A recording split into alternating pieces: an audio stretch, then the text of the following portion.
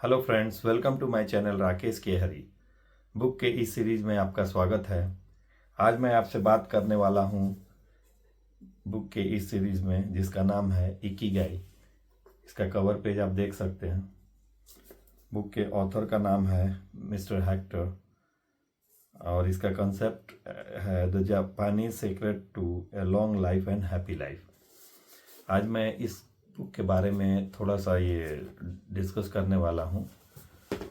थोड़ा मैंने इसके बारे में डिटेल निकाला है, काफ़ी 2-3 बार मैं पढ़ के इसको एक सारांश क्रिएट किया है जिसके बारे में आपसे डिस्कस करने वाला हूँ। इस बुक का सारांश ये है कि सुबह उठने की वजह और जीने का उद्देश्य होना जरूरी है। यह किताब हमें बताती है लंबी और खुशहाल जिंदगी का राज सिर्फ पैसा नहीं बल्कि उद्देश्य है। जब इंसान अपने काम से प्यार करता है तो उसके जीने की लालसा बढ़ जाती है और तनाव कम हो जाता है। संतुष्टि जो है ना, संतुष्टि जो इसको बोलते हैं, सेल्फ सेटिस्फैक्शन, छोटे छोटे डेली के जो काम होते हैं उसमें अगर हम आनंद लेने लगते हैं तो उससे हमको संतुष्टि मिलती है और वो आपके जीवन के लाइफ के समय को बढ़ा देती है। तो मेरा कहना यही है कि आपने बड़े काम के चक्कर में छोटे काम को ना छोड़े, छोटे छोटे कार्यों को करते रहें और उसको आनंद उठाते रहें। वो छोटे छोटे कार्य आपके बड़े कार्य को सिद्ध कर देंगे। संतुष्टि जीवन के छोटे आनंद और निरंतर एक्टिव रहने से होता है। खुशी बाहर से नहीं, हमारे अंदर होती है। इंटरनल पीस बहुत ज़रूरी है। हम बाहर ढूंढते हैं खुशी, जबकि वो हमारे अंदर रहती है। जब हम खुद में अपना खुशी ढूंढने लगेंगे तो डेफिनेटली आपको जीवन में सफलता पाना आसान हो जाएगा।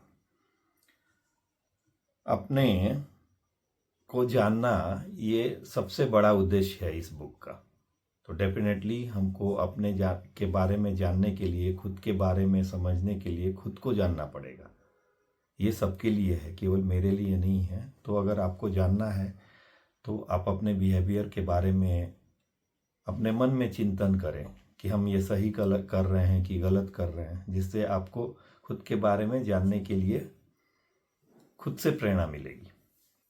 यह बुक हमें सिखाती है कि हमें खुश रहना और संतुलित लाइफ जीना बहुत ज़रूरी है। बैलेंस लाइफ जीने के लिए हमारे मानसिक स्थिति का बेहतर होना बहुत ज़रूरी है। अगर हम खुश नहीं रहेंगे तो बेहतर लाइफ नहीं जी सकते हैं।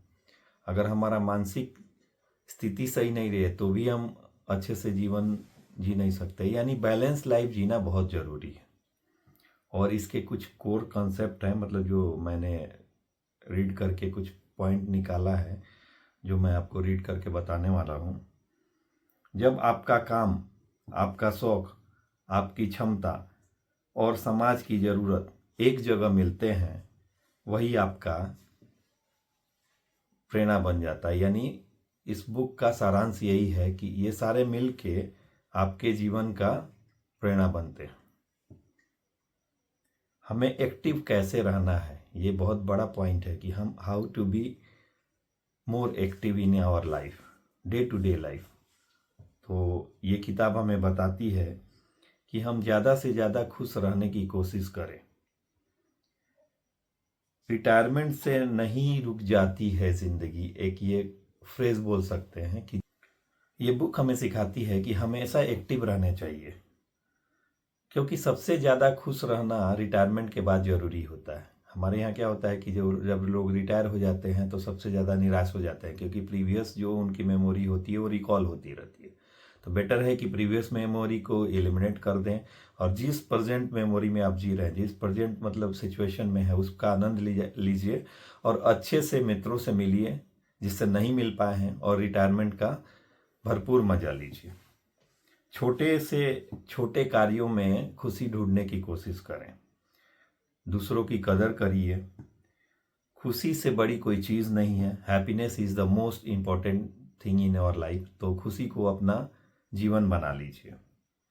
तनाव में कम रहिए। कुछ भी चीज़ हो जाए लेकिन तनाव ग्रसित मत होइए, क्योंकि क्या है, तनाव आपको आपके लाइफ को डिस्ट्रॉय करता है। तो मेरा मानना यही है कि आप तनाव से बचिए और अपने उद्देश्य को पहचाने, मतलब हम किस लिए जी रहे हैं या किस लिए जीना चाहते हैं, एक उद्देश्य ढूंढ लीजिए और उसके लिए आप काम करते रहिए निरंतर। तो क्या होगा, आपके लाइफ में एक मोटिव हो जाएगा और डेफिनेटली आप तनाव से बाहर निकल जाएंगे। आप अपने को पहचाने और दिल से किसी को अपनाने की कोशिश कीजिए और खुद ब खुद आपकी ज़िंदगी बदल जाएगी।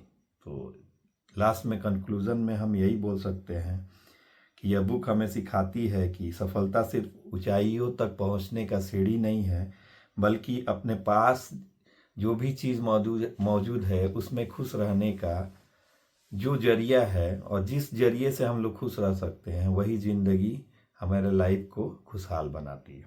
थैंक यू, मेरे चैनल को देखने के लिए धन्यवाद, और अच्छा लगे तो डेफिनेटली इसको शेयर कीजिए और लास्ट तक वीडियो पे बने रहने के लिए धन्यवाद। Thank you.